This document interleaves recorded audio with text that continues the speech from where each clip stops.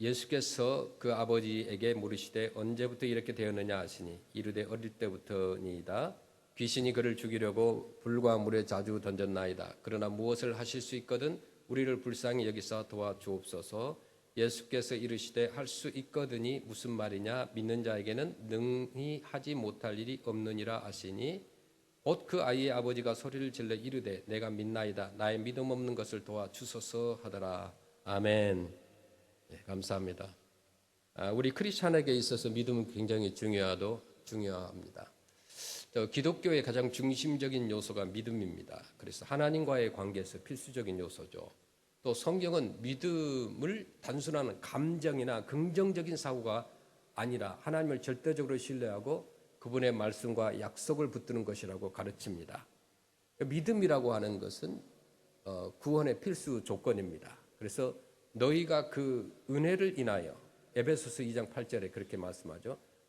너희가 그 은혜를 인하여 믿음으로 말미암아 구원을 받았으니 이것이 너희에게서 난 것이 아니요 하나님의 선물이라 이렇게 말씀합니다. 우리 기독교 신앙의 가장 중요한 부분이 뭐냐면 구원입니다. salvation. 그래서 인간은 죄로 인해서 하나님과 단절되었지만은 예수 그리스도를 믿음으로 구원을 받고 영원한 생명을 얻습니다. 자, 우리가 착한 일을 많이 해서 구원을 받는 것이 아니라 오직 예수 그리스도를 믿는 믿음을 통해서 구원을 받습니다. 믿음이라고 하는 것은 우리 기독교인의 삶을 지탱하는 커다란 힘이에요. 그래서 오직 의인은 믿음으로 말미암아 살리라. 로마서 1장 10절에 그렇게 말씀합니다. 믿음은 단순히 구원을 받을 때에만 필요한 것이 아니라 우리 크리스찬의 삶 전체를 지탱하는 기둥이라는 거죠. 어려운 상황에서도 믿음이 있으면요 두려움과 염려를 이기고 하나님의 인도하심을 신뢰할 수 있습니다. 신앙생활이라고 하는 것은 믿음의 연속적인 과정입니다. 믿음은 기적을 경험하는 통로이기도 합니다. 자, 그래서 마가복음 9장 23절에 우리가 잘 아는 말씀인데 믿는 자에게는 능히 하지 못할 일이 없느니라 이렇게 말씀합니다. 믿음이라고 하는 것은 하나님의 능력을 체험하는 통로가 된다는 거죠. 그래서 믿음이 얼마나 중요합니까? 성경에서는 믿음으로 인해 기적이 일어나는 사건들이 많이 있어요. 그래서 오늘날에도 믿음으로 기도할 때 하나님의 역사하심을 경험할 수가 있다는 거죠. 그래서 믿음은 뭐냐? 시험과 고난을 이기는 힘이에요.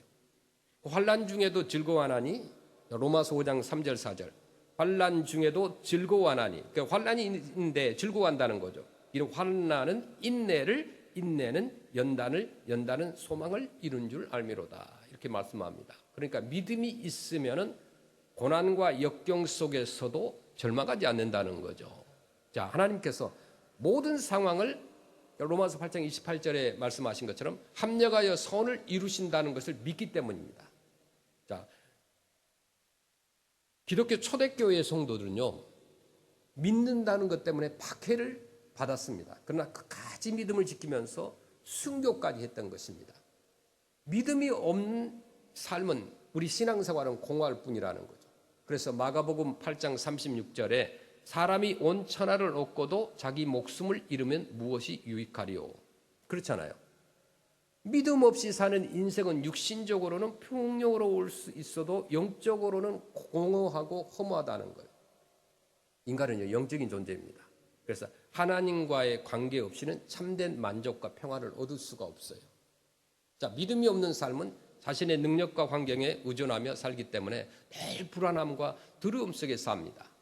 그러니까 신앙생활하면서 우리는 말씀을 듣기는 많이 들어요. 알고 있습니다. 라디오를 켜고 여러분 운전하면서도 듣고 TV나 유튜브나 SNS를 통해서 많이 듣습니다. 그러나 믿지를 않는다는 거예요. 듣기는 많이 듣는데 믿지 않는다. 믿지 않으니까 결국 어떻게 돼요? 아무 능력도 아무 결과도 없다는 거죠. 아무리 많이 배우고 많이 알고 많은 정보가 있고 많은 지식이 있다고 하더라도 신앙 경험이 있다 할지라도 결국은 믿음으로만이 결과가 있고 열매가 있고 생명이 있다는 겁니다. 믿지 않으면 아무 소용이 없어요. 그 많은 대화, 그 많은 약속이 있어도요. 믿지 않으면 아무 소용이 없습니다. 신의를 구축한다는 것이 얼마나 어려운 일인지 모릅니다. 그럼 믿어지지 않는 것을 그러면 어떻게 하면 좋겠습니까? 믿어질 때만이 문제가 해결된다는 거예요. 그래서 믿음은 큰 축복입니다. 그러니까 예수님께서 제자들을 향하여서 오늘 본문에 책망하신 내용이 나오죠. 자, 마가복음 9장 19절 보실까요? 대답하여 이르시되 믿음이 없는 세대여 내가 얼마나 너희와 함께 있으며 얼마나 너희에게 참으리요 그를 내게로 데려오라 하시매 이렇게 말씀합니다. 마가복음 9장 19절도 역시 한번 진지하게 생각해 보셔야 돼요. 이 말씀 속에는 깊은 뜻이 있습니다. 현재 우리에게 하신 말씀이기도 하고 또 직선적으로 12제자들에게 하신 말씀이기도 합니다. 이 말씀이 의미하는 건 뭘까요? 얼마나 내가 너희와 같이 있고 얼마나 보여주고 얼마나 가르쳐야 믿음이 있는 사람이 되겠느냐 이렇게 핀찬하는 거죠. 믿어야만 하는데 어째서 의심을 하고 있느냐, 의심하느냐, 너희가 무능하고 또 의심하니까 병을 고칠 수도 없고 귀신을 내쫓지도 못하고 이 부끄러움을 당하게 된 것 아니냐 그러면서 내가 얼마나 너희와 함께 있어야 참 믿음을 너희가 갖게 되고 믿음의 사람이 되겠느냐라고 한 거예요. 여기에 믿음의 성격과 예수님께서 이 땅에 오신 목적이 있습니다. 자, 믿음의 사람이 되기 위하여 예수님께서 오셨다는 것은 확실하게 나타나 있습니다. 많은 사람들이 건강에 관심을 갖습니다. 저 역시 마찬가지죠. 건강해야 돼요. 이 땅에 살면서 건강이 최고라고 생각해요. 그런데 과연 건강이 최고일까? 건강은 아주 누구에게나 중요합니다. 그러나 건강이 최고의 우선은 아니라는 거예요. 사람들은요 건강에 관심이 너무너무 많습니다. 자, 건강을 위해서라면 모이기도 잘하고 뭐 운동도 열심히 하고 강의도 하고 뭐 공부도 합니다. 또 건강에 관한 책은 잘 팔려요. 건강의 비결이 무엇이냐? 결론은 너무나 간단하더라 이거예요.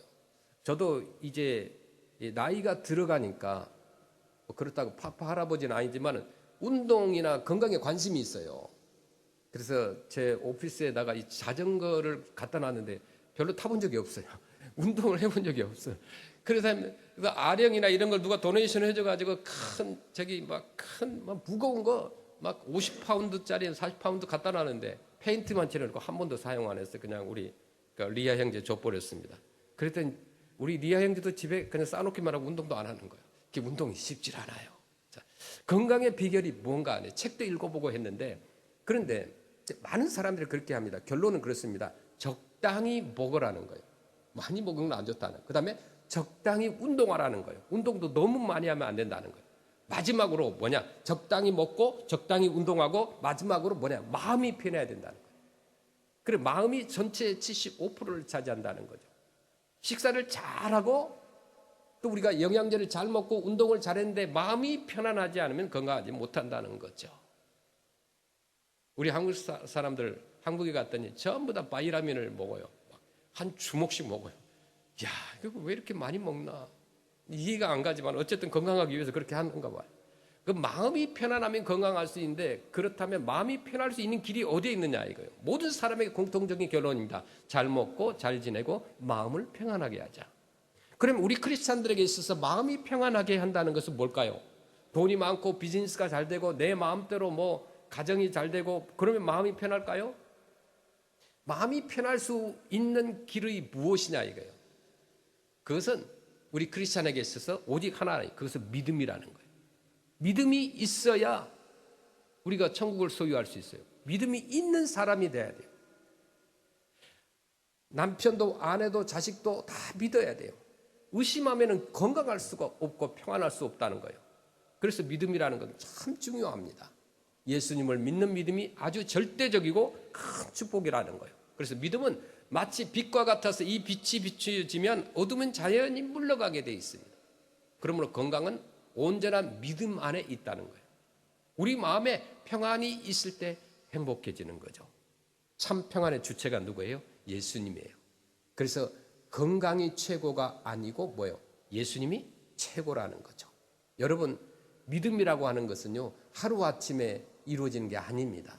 이것은 체질의 문제예요. 그렇죠? 퍼스널리티와 이 캐릭터는 같은 게 아닙니다. 인격이니까 또 성격이니 하는 문제가 있어요. 이것이 나중에는 인품이나 성품이 되어버린다는 거죠. 한마디로 말하면 믿지 않는 것이 반복되면 습관화되고 성격화되고 마지막에는 이 성품화됩니다. 의심이 체질이 되어버리면 인간관계가 힘들어져요. 상대를 믿어주지 않으니까. 그래서 인간이 태어나면 가정의 교육이 굉장히 중요합니다. 어렸을 때부터 부모로부터 많은 상처를 받고 또 이웃과 친구들에게 많은 상처를 받고 자라난 사람들은 믿지 못하고 불신하고 항상 공격적이게 됩니다. 인간관계, 의심하는 관계를 갖게 돼요. 자꾸 자기가 배신을 당한 사람도 의심하게 돼요. 철저하게 의심의 사람이 되어버리는데 불쌍하죠. 그러니까 그 의심이 결국은 체질이 되어버린다는 거죠. 불쌍하죠. 그래서 사단 마귀의 특징은 뭐냐? 사단 마귀의 특징이 자꾸 의심하게 해요. 의심의 사람들은 목사도 친구도 뭐 닥터도 가족도 믿질 않아요. 얼마나 어리석어요. 부정적인 사람과 귀신 들린 사람들은 불안해서 잠시도 가만히 있지를 못해요. 손을 떨고 눈을 떨고 몸을 떱니다. 가끔 우리 주일 오후에 몽예배 우리 드리는 성도들이 귀신 들린 사람이 와요. 그래서 오늘날 우리 현대 크리스찬들은 그걸 이해를 못하겠지만 목사는 굉장히 영적으로 센시티브합니다. 샤머니즘이기 때문에 교회 오고 예수님 믿으면요 자꾸 이상한 게 보이고 막 그렇게. 그래서 자기들이 기도를 하다가 안 되면 저를 불러요. 뭐 제가 간다고 해서 뭐 특별하게 뭐 특별한 능력이 있는 것도 아닌데 불러서 가보면 이제 여기에 귀신 들린 사람이 앉아 있어요. 그러면 기도회를 해달라고 합니다. 그래서 그 사람에게 물어봐요. 먼저 네 이름이 뭔가? 네가 예수님을 믿느냐? 이렇게 물어봅니다. 그 눈을 똑바로 쳐다보고 묻는데 그 상대는 귀신 들린 사람 눈을 똑바로 쳐다보지 못합니다. 아주 눈빛이 사납기도 하고 짜증을 내기도 하고 말투가 공격적이거나 부정적입니다. 내 이름이 뭐냐? 그러면 알려주긴 해요. 근데 네가 예수님을 믿느냐? 예수님이 누구냐라고 물으면은 거기에 대해서 대답을 회피합니다. 예수님의 능력을 믿지 않는 특징이 뭐냐? 사단 마귀예요. 뭔가 불안해 보여. 귀신 들린 사람들은. 그분들의 지나온 삶의 이야기를 들어보면요. 수없이 의심을 당하기도 했고 사람들을 의심하기도 했던 사람들이 많았어요. 의심이라고 하는 것은 정신병의 원인이 될 수도 있습니다. 의심 체질 여기에 문제가 있다는 거예요. 의심하는 사람하고는 상대하기가 너무너무 힘들다는 거예요. 예수님 앞에 나온 아버지에게는 지금 본문에 보니까 벙어리 귀신 들린 아들이 있었어요. 그래서 말을 못하게 하는 귀신 들린 어린아이가 있었던 거예요. 자기 아이가 귀신 들렸으니까 얼마나 그 부모의 마음이 아프겠습니까? 아이가 불 속에 뛰어들고 뭐 귀신 들렸으니까 말도 못하고 자기 몸을 자기가 상하게 해서 피를 내고 그러니까 얼마나 그 부모가 괴롭겠습니까? 그래서 그 아들을 고쳐보려고 그 아버지는 고칠 수 있다는 명의한테는 모든 사람들한테는 다 가보았어요. 그 당시에 무당도 있을 거고 뭐 의사도 있을 거고 가리지 않고 만났습니다. 여기저기 다 가보았어요. 고칠 수 있는 능력을 가지는 사람한테는 다 가보았는데 그때마다 실패했다는 거예요. 아무도 믿을 수가 없었습니다. 이제 드디어 예수님 앞에까지 왔는데 마침 그때 예수님께서는 변화산에서 올라가서 계시고 산 밑에는 제자들만 있었습니다. 귀신 들린 그 아들의 아버지는 예수님의 제자들에게 아들을 고쳐달라고 그랬어요. 당신 예수님의 제자니까 내 아들을 고쳐달라. 그런데 귀신은 아들로부터 나가지 않았어요. 그 아버지는 실망을 한 거예요. 아이고 그래도 뭔가 기대했었는데 여기서도 별 도리가 없구나. 그러면서 예수님의 제자들을 의심합니다. 낙심합니다. 바로 그때 예수님께서 산에서 기도하시다가 내려오시다가 이 장면을 보게 돼요. 이 귀신 들린 아들의 아버지가 예수님 앞에 나와서 하는 말을 한번 보겠습니다. 당신의 제자에게 내 아들을 데리고 와 보았지만 못 고쳤습니다. 당신이 무엇을 할 수 있거든 우리를 불쌍히 여기서 도와주시길 바랍니다라고 간청합니다. 마가복음 9장 22절 말씀 보겠습니다. 자, 귀신이 그를 죽이려고 불과 물에 자주 던졌나이다. 그러나 무엇을 하실 수 있거든 우리를 불쌍히 여기서 도와주옵소서. 할 수 있거든이라고 말합니다. 대단히 기분 나쁜 말이에요. 다시 말하면 여러 번 실망했기 때문에 예수님도 믿을 수 없다는 거예요. 그래서 당신이 무엇을 하실 수 있거든 이라고 말합니다. 이 의심은요 어떤 의미에서는 당연한 거예요. 그럴 수밖에 없는 사람이라고 생각합니다. 동정이 갑니다. 그러나 예수님께서는 그를 책망하세요. 마가복음 9장 23절 볼까요? 예수께서 이르시되 할 수 있거든이 무슨 말이냐? 믿는 자에게는 능히 하지 못할 일이 없느니라 하시니. 아멘. 이 본문을 보니까 이 아버지가 예수님의 말씀을 듣고 당황을 합니다. 그래서 마가복음 29장 24절에 곧 그 아이의 아버지가 소리를 질러 이르되 내가 믿나이다. 나의 믿음 없는 것을 도와주소서 하더라 라고 말합니다. 이 말에 모순이 있어요. 믿나이다라고 했으면 믿음이 있는 것이지 믿음이 없는 것을 도와주소서라는 말은 무엇입니까? 워낙 급하니까 이렇게 말한 것 같습니다. 정말 믿음이 없는 사람인 건 분명해요. 믿음이 없는 행위를 했습니다. 그래서 그가 예수님께 그런 의심하는 이야기를 한 거예요.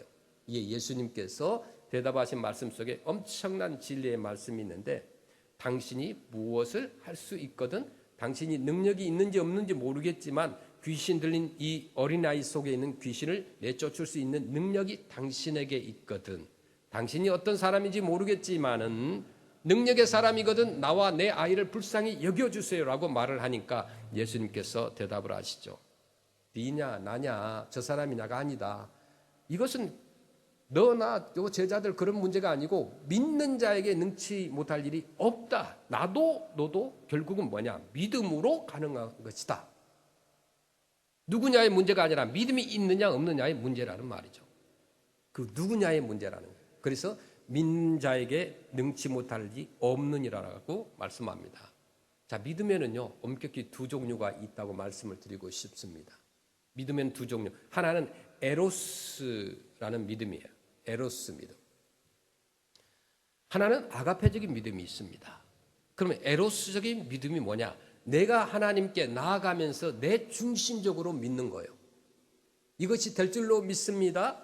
이것을 가질 수 있음을 믿습니다. 하면서 나에게서부터 출발하는 믿음이에요. 내가 할 수 있습니다. 이런 믿음을 에로스적인 믿음이라고 그래요. 두 번째는 아가페적인 믿음인데, 이것은 뭐냐? 하나님께서 내게 주시는 약속을 내가 그대로 받아들이는 믿음인 거예요. 에로스라는 단어는 그 사랑을 한데 그냥 우리 친구들 간에 이성 간의 사랑이죠. 근데 아가페적인 사랑은 하나님과 나와의 그런 관계의 사랑이죠. 생명을 바쳐서 내가 하는 사랑. 그러니까 아가페적인 믿음도 똑같은 거예요. 하나님께서 내게 주신 약속을 그대로 받아들이는 믿음이 아가페적인 믿음이라는 거예요.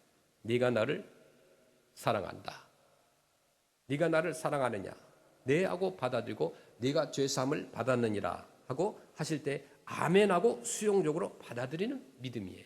이것이 아가페적인 믿음입니다. 자, 여기에서 예수님께서 말씀하신 것은 내가 어떤 능력이 있다는 이야기가 아니라 하나님께서 나와 함께 하시면 무엇이든지 가능하다고 하는 수용적인 믿음을 의미하는 거예요. 특별히 오늘 본문에서 중요하게 생각할 것은 믿음 그 자체의 문제보다 믿는 자가 되어야 된다는 거죠. 믿는 자, 참 믿음을 가질 뿐만 아니라 참 믿음의 사람이 되면 이제 귀신에게 끌려다니지 않을 수도 있고 병을 이길 수도 있고 심지어 다른 사람의 병을 고칠 수도 있다는 거죠. 철저히 믿음의 사람은 평안한 거예요. 그의 평안이 충만할 때 그는 건강한 거예요. 그래서 다른 사람을 평안하게 할 수도 있습니다. 믿음이 있는 자에게. 그래서 믿는 자에게는 능치 못할 일이 없느니라 이렇게 말씀합니다. 이 말씀 뒤에는 반대로 그러면 믿지 않는 자는 어떤 의미를 가지고 있어요? 아무것도 못한다는 뜻입니다. 믿으면 가능하고 믿지 않으면 불가능하다는 거예요. 그 믿음은요, 그 뿌리가 하나님께 있습니다. 하나님을 믿으니까 내 아내도 믿고 내 딸도 아들도 믿고 친구도 믿고 그러는 거예요. 하나님을 믿으니까 남편을 믿을 수 있는 거예요. 하나님을 믿는 믿음이 아니고는 어떤 믿음도 성립하지 않는다는 것을 알아야 돼요. 이제 중요한 문제가 있습니다. 믿음은요, 사실에 근거해요. 진리 위에 세워집니다. 사실과 진리라고 하는 것은 믿을 때만 사건이 되고 진리가 되는 거예요. 아무리 오면은 사실이라 하더라도 안 믿으면은 내게 사실이 아니에요. 그렇지 않습니까? 분명히 일어난 일인데 확실한 사건임에도 내가 안 믿는다면 내게는 사건이 안 일어나요. 프레스노의 블루썸 트레일이 지금 유명하죠. 여러분 이것을 진짜 믿어요? 그러면 가보시면 확신할 수 있어요. 근데 아예 안 믿어. 지금 킹스 캐년에 눈이 많이 내려 있어요. 여러분 안 믿으면 눈이 없는 거예요. 믿을 때만 그곳에 눈이 있는 거예요. 실제적으로 눈이 있으니까. 내가 안 믿어 하면 그만이에요. 어떤 사실적인 것을 보여주고 가져다 줘도 내가 안 믿으면 그만이에요. 킹스 캐년 산에 눈이 있다 이렇게 말을 했는데도 불구하고 안 믿어. 보고도 안 믿어. 거짓말이라고 해요. 그런 세상이라는 거예요. 이걸 알아야 됩니다. 그러나 믿는다는 게 얼마나 중요합니까? 그래서 성경은요, 말씀해요. 사도행전 1장 8절에 그렇게 말씀하죠. 내 증인이 되라고 그랬어요. 내 증인이라는 말이 무엇일까요? 그건 너무나 중요한데, 성경에는 증거, 증인이라는 단어가 세 가지 의미로 쓰이는데, 첫째는 증인, 증거라는 단어는 헬라어의 그 마르티리아라는 단어예요. 이 말은 증언, 증거라는 뜻이에요. 이 단어는 법정에서 증인이 말하는 것처럼 자신이 직접 경험한 사실을 증언하는 것을 의미하는 거예요. 법정에서 증인이 거짓말하면 안 되잖아요. 그래서 요한복음 1장 7절에 그 말씀이 쓰이는데, 그가 증언하여 왔으니 이렇게 말씀하죠. 이때 마르티리아라는 단어를 쓴 겁니다. 두 번째, 증인이라는 단어, 증거라는 단어는 헬라 말에 마르티레오라는 단어를 씁니다. 이것도 증거하다, 증언하다, 진리를 선포하고 확증하는 행위 또는 목격한 것을 증언하는 행위, 그럴 때 단어를 쓰는데, 이 단어가 쓰였던 성경 구절이 요한복음 5장 39절에 나와 있습니다. 너희가 성경에서 영생을 얻는 줄 생각하고 성경을 연구하거니와 이 성경이 곧 내게 대하여 증언하는 것이니라. 이 성경이 곧 내게 대하여, 예수님에 대하여 증언한다라고 했을 때 마르티레오라는 단어를 썼다는 거예요. 세 번째, 이 증인이란, 증거라는 단어는 마르티스라는 단어가 합니다. 마르티스. 이 말은 순교자라는 말이 있기도 해요. 증인이나 순교자. 법적인 증인뿐만 아니라 예수님을 증거하다가 목숨을 잃은 사람들, 마르트, 의미도 포함한다는 거예요. 마르티스. 순교자라는 의미를 포함한다는 거예요. 그러니까 단순히 내 증인이 되라는 말은 우리가 생명을 걸고 목숨을 정말 내놓고 복음을 증거한다는 것이에요. 크리스찬의 삶이 그렇게 쉬운 건 아니에요. 사도행전 1장 8절 볼까요? 오직 성령이 너희에게 임하시면 너희가 권능을 받고 예루살렘과 온 유대와 사마리아와 땅끝까지 이르러 내 증인이 되리라 하시니라. 아멘. 이 증거라고 하는 이 말은 사실을 말해서 내가 증거해서 그 사람으로 하여금 사실을 사실대로 믿게 하는 거예요. 이것이 증거예요. 예수님께서 부활하셨습니다. 이 사실을 사실대로 말해서 증거해서 상대로 하여금 그 사실대로 믿게 하는 것이다. 그 사실을 믿게 될 때 사건이 사건되는 거죠. 이게 증거가 되고 이제 능력이 되고 이제 생명이 되는 거예요. 믿을 때. 이것을 알아야 돼요. 우리 크리스찬들에게 불신이라고 하는 것은 멸망하는 것을 알아야 됩니다. 하나님의 존재를 믿고 그 능력을 믿고 또 그 지혜를 믿고 그 사랑을 믿습니다. 또 하나님을 믿으며 내가 나를 믿고 형제를 믿고 또 이웃을 믿고 친구를 믿고 동료들을 믿는 거예요. 그래서 비로소 평안이 있고 능력의 사람이 될 수 있다는 거예요. 오늘 본문에 보면 믿지 못하는 이 사람, 불신당했기에 예수님도 믿지 못하는 이 사람도 예수님께서는 믿어주셨어요. 믿지 않는 그 사람들 예수님께서 믿어줬다는 거예요. 그래서 그를 사랑해 주십니다. 그 아들의 병을 고쳐주십니다. 책망하고 꾸짖으시면서도 예수님께서 여전히 그들을 사랑하셨어요. 그래서 그 아버지로 하여금 믿음을 가지고 하나님을 찬송하게 만들어 주신 거예요. 우리는요, 세상을 살아가면서 많은 사건들을 접해요. 많은 고난도 당합니다. 누명도 여러분 많이 당하죠. 억지도 당하고. 이 많은 역사가 무엇을 말해주는 것인가? 잘못된 믿음을 버리게 하고 바른 믿음을 가지게 하시는 하나님의 경륜이 들어있다는 거죠. 우리가 매주 토요일 날 아울리치 예배 때 어른들을 위해서 한방 사역을 합니다. 그 한의사분들이 오시죠. 어제도 두 분이 저 애나임에서 새벽같이 오셨는데 그렇게 얘기를 합니다. 환자에게 침을 놓는 것은 한의사가 놓지만은 치료는 결국 하나님께서 하신다.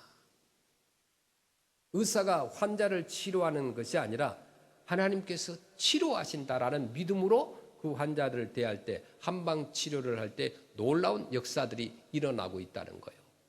손가락이 펴지는 거예요. 침을 놔가지고 손가락이 펴지는 것. 그분이 그렇게 얘기를 해요. 한의사분께서. 자기가 클리닉에서 만약에 손가락이 펴지는 환자가 있었다고 한다면 자기는 대박 났을 거라는 거예요. 거기서는 안 일어나는 거예요. LA나 애나임 쪽에서는 안 일어난다는 거예요. 그런데 선교지에서는 하나님께서 특별히 믿음으로 환자를 치유했을 때 놀라운 역사들이 일어났다는 거예요. 뇌졸중 환자들이 걷고 팔을 움직이고, 어제도 한 분이 심하게 뇌졸중을 당하셔서 오셨는데 굉장히 좋아지셨어요. 기분도 좋아지고 마음도 평안해진 거예요. 일반 한의원에서는 볼 수 없는 놀라운 기적들이 토요일 우리 사역 중에 있습니다. 하나님께서 선교지에서만 특별하게 주시는 기적이라는 거예요. 이 믿음이 있는 사람은 치료함을 받고 가더라 이거예요. 우리는 믿음이 없는 지금 세대에 삽니다. 믿을 수도 없는 세대, 어쩌면 믿어서는 안 되는 세대에 삽니다. 그래서 분명한 것은 다른 건 안 믿어도 예수님만은 믿어야 되지 않겠습니까? 건강이 최고가 아니고 믿음이 최고라는 거예요. 믿음 없이, 예수님 없이 얼마나 오래 살려고 하십니까? 우리의 목적은 건강하게 오래 사는 것이 아니라 나의 하나님과 행복하게 살면서 복음을 전하는 거죠. 예배 드릴 때 하나님을 절대로 의심하지 마시기 바랍니다. 하나님의 말씀만은 믿으시길 바랍니다. 하나님의 말씀을 의심하면 끝난 거예요, 여러분. 이 말씀이 뭐 그럴 리가 있어 그러면서 안 믿으면 소용없습니다. 하나님을 믿고 하나님의 말씀을 믿을 때 믿는 자가 되는 거고 역사하는 거예요. 어느 성도님께서 개인적으로 가정적으로 매우 힘들었었습니다. 고통과 괴로운 눈물 속에서 기도하다가 영적으로 깨달은 것이 있었어요. 내가 이러다가 이상한 사람이 되지 않을까. 그래서 성경 공부를 하고 싶다고 했어요. 믿음이 생긴 거죠. 믿음이 생기니까 성경을 읽고 싶어하고 성경을 듣고 싶어하고 성경을 알고 싶어지는 거예요. 기도하고 싶고 봉사하고 싶고 찬양하고 싶고 교회 오고 싶어지는 거예요. 그래서 성부와 성자 성령께서 그 마음을 움직여 주신 거예요. 믿음이 있어야 구원을 얻습니다. 믿음이 있어야 삶을 지탱할 힘이 있어요. 믿음이 있어야 기적을 경험합니다. 믿음이 있어야 시험과 고난을 이기는 거예요. 믿음이 있어야 진정한 평안을 누리는 거예요. 본문에 나와 있는 말씀, 아버지가 아들의 치유를 위해서 예수님께 왔지만 의심하면서 할 수 있거든이라고 말했어요.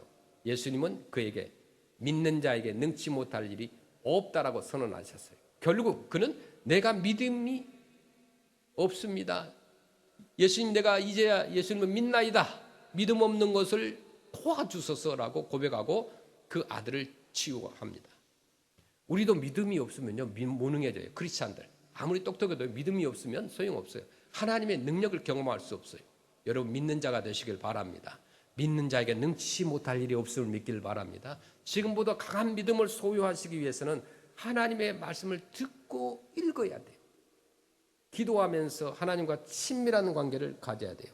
순종하고 행동해야 되는 거예요. 고난 속에서도 믿음을 붙잡아야 돼요. 믿음의 공동체와 함께해야 되는 거예요. 믿음이 모든 것을 이긴 줄로 믿습니다. 그래서 예수님의 이름을 높이고 믿음으로 승리하고 영육간에 강건하시기를 주의 이름으로 축원합니다. 아멘.